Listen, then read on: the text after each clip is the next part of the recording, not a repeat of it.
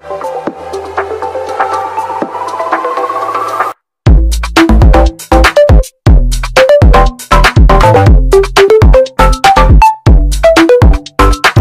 Hello guys, welcome to growing portfolios. कैसे हैं आप सभी लोग। आज का हमारा टॉपिक है इंपॉर्टेंट फाइनेंशियल रेशियोज का, जो कि हमारे बहुत काम आती है जब भी हम किसी स्टॉक को चूज करते हैं। तो आज बात करें कुछ ऐसी फाइनेंशियल रेशियोज का जो कि आपको हेल्प कर सकती है एक क्वालिटी स्टॉक को चूज करने में। ये कुछ ऐसी रेशियोज हैं जो आपको फंडामेंटल एनालिसिस करने में हेल्प करेंगी। तो आप स्टॉक एनालिसिस करते हैं, अगर आप उसमें ज्यादा डीप नहीं जाना चाहते और अगर आप इन रेशियोज को ही कंसिडर करते हैं, तो इससे आपको काफी आइडिया हो सकता है कि वो स्टॉक अपने कॉम्पिटिटर से कैसा परफॉर्म कर रहा है और फ्यूचर में कैसा परफॉर्म करेगा। तो गाइस, वीडियो को स्टार्ट करते हैं सबसे पहली रेशियो के साथ। तो सबसे पहली रेशियो वो है जो सबसे ज्यादा इन्वेस्टर्स में यूज होती है, जिसके बारे में हम सबसे ज्यादा सुनते हैं, और बेसिक रेशियो है। नाम है पीई रेशियो। जैसा कि इसके नाम में ही है, पीई, प्राइस टू अर्निंग्स। इसका मतलब होता है कि अगर कंपनी 1 रुपया कमाती है तो आप उस कंपनी को कितना पैसा देने के लिए रेडी है उसका शेयर खरीदने के लिए। एग्जाम्पल के साथ समझे तो अगर एक कंपनी का पी 20 है, इसका मतलब यह है वो कमाती 1 रुपया है, मगर लोग उसको 20 रुपीज देकर खरीदने में रेडी है उस 1 रुपये को कमाने के लिए। अब आप सोचेंगे ये कैसे पता चलेगा कि पी रेशियो सस्ता है या महंगा है। तो सिंपल है, इसके लिए आपको उसी के कॉम्पिटिटर्स से उसके पी रेशियो को कंपेयर करना होगा। पी रेशियो निकालना बहुत सिंपल है कि कंपनी की जो टोटल वैल्यू है उसको आप डिवाइड कर देंगे कंपनी के टोटल प्रॉफिट से। अब क्योंकि हम पूरी कंपनी तो नहीं खरीद सकते, तो उसके लिए हम कंपनी के टोटल वैल्यू पर शेयर लेंगे। मतलब ये कि हम कंपनी का शेयर प्राइस को लेंगे और उसको डिवाइड कर देंगे अर्निंग्स पर शेयर से, यानी कि जो कंपनी ने अर्निंग्स करी है वो पर शेयर के हिसाब से, ईपीएस, अर्निंग्स पर शेयर, यानी कंपनी का वैल्यूएशन पर शेयर और कंपनी की अर्निंग्स पर शेयर। तो फॉर्मूला बनता है कंपनी का share price divided by EPS, earnings पर शेयर, और इससे निकलता है पीई रेशियो। अब ये माना जाता है कि पीई रेशियो जितना ज्यादा होगा उतनी ज्यादा कंपनी ओवर वैल्यूड होगी, मगर इसका मतलब ये नहीं है कि अगर किसी कंपनी का पीई रेशियो 10 से ज्यादा है तो आप उस कंपनी को ना खरीदे। देखिए, ऐसा नहीं होता है। पीई रेशियो सिर्फ एक फैक्ट चेक होता है और इसको आप कभी भी एक एब्सोल्यूट वे से कंपेयर नहीं कर सकते। आपको हमेशा इसका कंपेयर अक्रॉस द इंडस्ट्री करना होगा, उसके पीयर्स से करना होगा। अब अगर हम एफएमसीजी इंडस्ट्री को ही ले लें, इसमें जो एवरेज पीई है वो 50 के आसपास मानी जाती है, एवरेज पीई। अब अगर हम हिंदुस्तान यूनिलीवर की ही पीई को देखें तो उसका पी 67 है। उसके कॉम्पिटिटर नेस्ले का देखें तो 85 का पीई है, और ब्रिटानिया का पीई देखें तो वो 54 है। मतलब एवरेज पीई हो गया 50 से 60। तो इसका मतलब ये नहीं है कि ये जो कंपनीज है ये महंगी है, बहुत ज्यादा ओवर वैल्यूड है। तो एफएमसीजी इंडस्ट्री में नॉर्मल पी 50 से 60 ही मानी जाती है। अगर हम बात करें पेपर इंडस्ट्रीज की, उसमें नॉर्मल पी 10 के आसपास होती है। तो यहाँ पे सबसे इंपॉर्टेंट बात ये होती है, आप जब भी किसी भी कंपनी का पी रेशियो देखें तो उसके इंडस्ट्रीज से उसे जरूर कंपेयर करें। तो चलते हैं अपने नेक्स्ट रेशियो की ओर। अगर आप एफएमसीजी के बारे में और जानना चाहते हैं, टॉप कंपनीज के बारे में, तो हमारी लास्ट वीडियो है उसको जरूर देखिएगा, आई बटन पे मैं लिंक दे दूंगा। तो गाइस, हमारे लिस्ट की नेक्स्ट रेशियो है पीबी रेशियो, यानी price to book value ratio. तो सबसे पहले जानते हैं बुक वैल्यू होता क्या है। बुक वैल्यू हमें बताता है कि उस कंपनी में कितने टेंजिबल एसेट्स रखे हैं।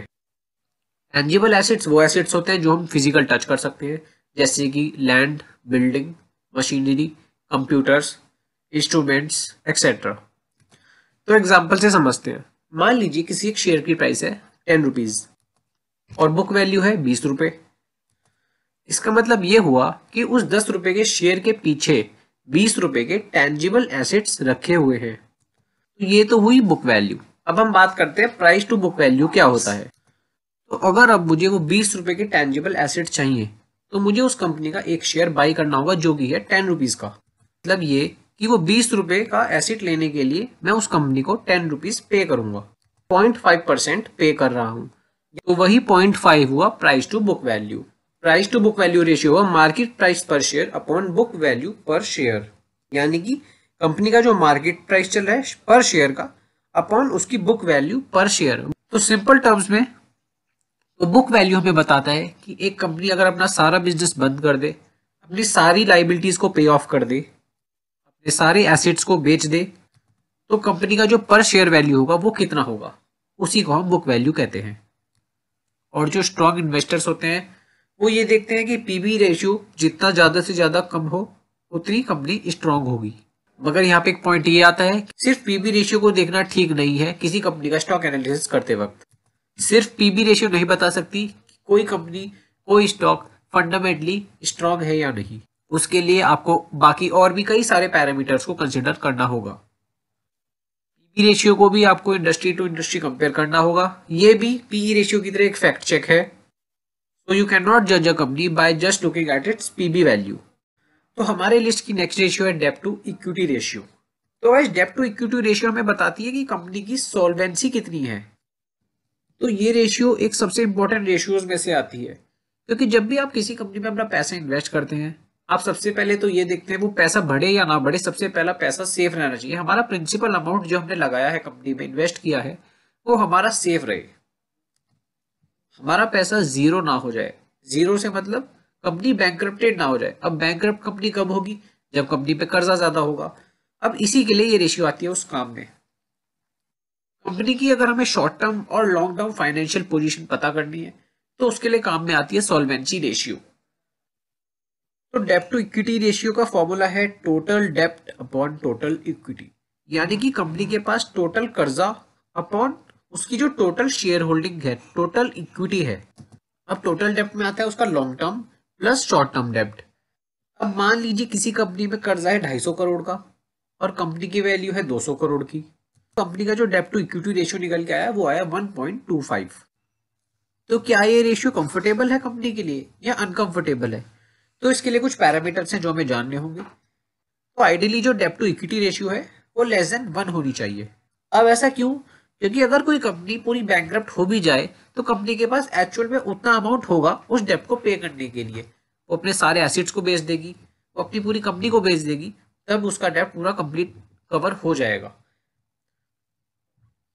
अगर किसी कंपनी पे डेब्ट है 100 करोड़ का और कंपनी भी अगर 100 करोड़ की है तो 100 डिवाइडेड बाय 100 इक्वल टू 1।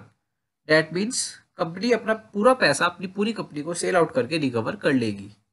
किसी भी कंपनी का डेब्ट टू इक्विटी रेशियो देखने से पहले उसको उसके कंपटीटर से जरूर कंपेयर करें, जैसा कि हम बाकी रेशियोज में भी करते हैं।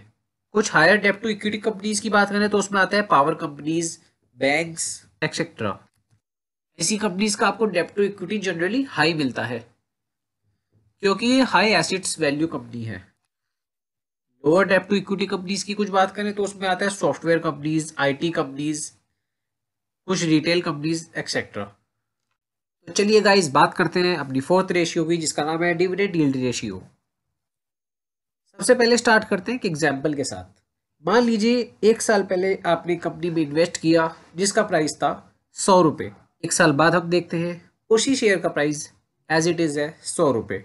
तो क्या इस इन्वेस्टमेंट ने आपको रिटर्न दिया है? आप कहेंगे कोई भी शेयर एप्रिसिएशन नहीं मिला हमको। आपको लगेगा कि ये तो कोई अच्छा इन्वेस्टमेंट था ही नहीं। लेकिन नहीं, यहाँ पे एक और सोर्स ऑफ रिटर्न है।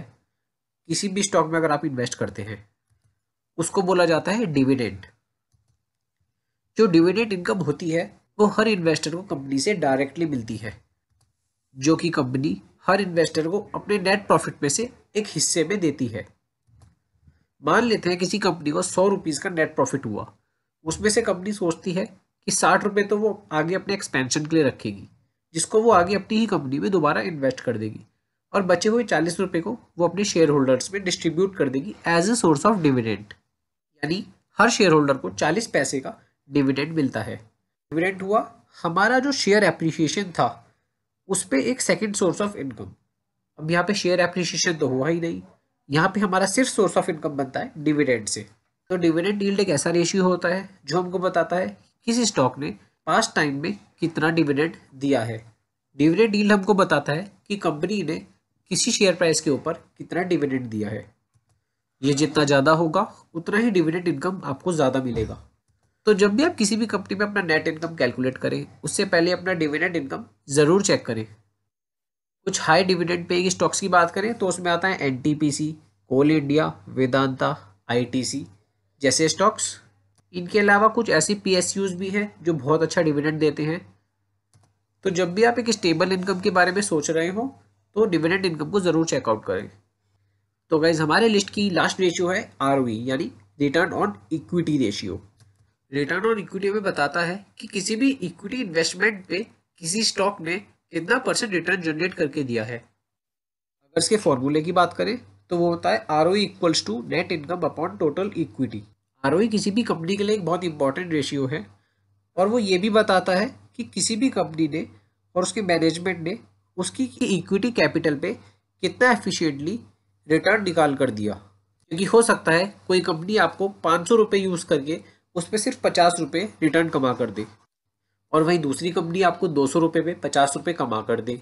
एक कंपनी का आरओई हुआ 10% और वहीं दूसरी कंपनी का आरओई हुआ 25%। और ऐसे केस में जो दूसरी कंपनी है वो काफ़ी एफिशिएंट बन जाती है। और हाँ, लास्ट में किसी भी कंपनी में इन्वेस्ट करने से पहले सिर्फ आरओई को कंसिडर ना करें, बाकी और भी अलग अलग रेशियोज हैं जिनको आपको चेक जरूर करना चाहिए और कंपनी के फंडामेंटल्स को भी चेक करना चाहिए। आरओई को भी आप सेक्टर टू सेक्टर जरूर कंपेयर करें। तो गाइज ये थी वो 5 रेशियो जो मैं आपसे डिस्कस करना चाहता था। कोई भी इन्वेस्टमेंट करने से पहले सिर्फ किसी भी एक या दो रेशियोज को चेक ना करें, सारे पैरामीटर्स को चेक करें तभी अपना इन्वेस्टमेंट करें। ये ratios time to time change होती रहती हैं, क्वार्टरली या एनुअली भी। तो ये जो वीडियो थी ये प्योरली एजुकेशनल पर्पस की थी। तो गाइज अगर आपको ये वीडियो अच्छी लगी प्लीज़ लाइक करें, शेयर करें। अगर आपने अभी तक हमारे चैनल को सब्सक्राइब नहीं किया है तो प्लीज़ चैनल को सब्सक्राइब कीजिए ताकि कोई भी वीडियो आप आगे आने वाली मिस ना करें। Thank you for watching this video. मिलते हैं नेक्स्ट वीडियो में।